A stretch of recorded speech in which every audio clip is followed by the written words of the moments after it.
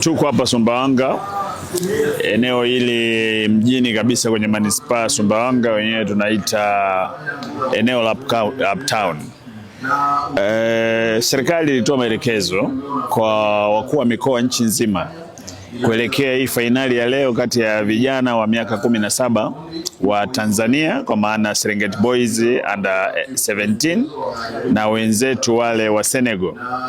Itakapokuwa inachezwa fainali, basi tujitahidi mikoa yote kuweka runinga kubwa na kuwaruhusu wa Tanzania kuja kutizama mpira huu kwa lengo la kuwapa hamasa vijana, kuwashangilia vijana kile wanachokifanya kule Morocco. Lakini pia tunapongeza jitihada za Daktari Samia Suluhu Hassan, Rais wa Jamhuri ya Muungano wa Tanzania, ambaye ameweza kutoa ndege yenye washabiki zaidi ya 250 ambao wako kule kwa ajili ya kuwapa joto, hamasa vijana, kuona kwamba wako pamoja na Watanzania muda wote wakati wakiwakilisha taifa. Sasa na sisi Sumbawanga tumefanya haya, kama ambavyo mnaona wananchi wapo wanaendelea kutizama mpira, na tumeona mpira mzuri sana. Vijana wanacheza vizuri. Dakika ya 7 tu wameweza kutupatia goli, na tunaendelea kuwaombea kwa Mwenyezi Mungu kwamba aidha lidumu au liendelee.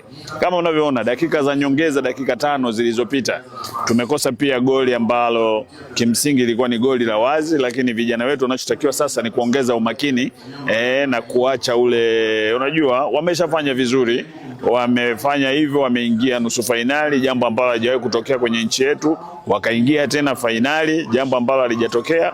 Sasa kuna ile mtu kuwa excited kwamba sasa wamekuwa wanajiona wanaweza. Kwa hiyo kinachotakiwa sasa hivi wenzetu walioko kule Morocco, kama wanatusikia wakiangalia hizi interviews zinazoendelea huku nchini, basi waambie vijana walilaksi, watulie uwanjani, wanaweza kupata magoli mengine zaidi. Tunacheza na timu kubwa. Lazima tukubali kwamba wenzetu Senegal wako mbali.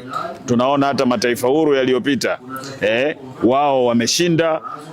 Kuna enzi hizo wako kuna Alhaji Diouf walifanya vizuri zaidi, lakini tunao wachezaji kutoka Senegal wanafanya vizuri zaidi duniani, kina Sadio Mane na wengine. Sasa tunapambana na timu ambayo ni kubwa, kwa tunachotakiwa ni umakini uwanjani.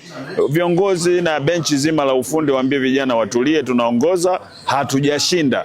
Kwa hiyo sisi tunachotakiwa huku Tanzania ni kuendelea kuomba dua na sala ili hilo goli liwepo na ikiwezekana lidumu au liongezeke zaidi.